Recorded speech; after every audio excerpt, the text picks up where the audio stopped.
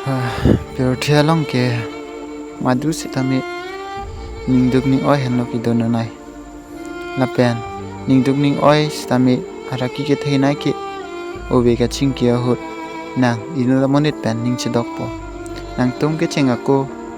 lamchak do antami chipi po seme do antami deng po sitame apr chiding no tangte inuda bang kapre ka phan ma thasi nang phanang ong te kang bo nang phanang o te kang pen nang ba nang ning aduk do po la so ning duk ning oi ke nang araki the pikji la pen la so ning duk ning oi ke nang prantame chipi der hai Pirothia long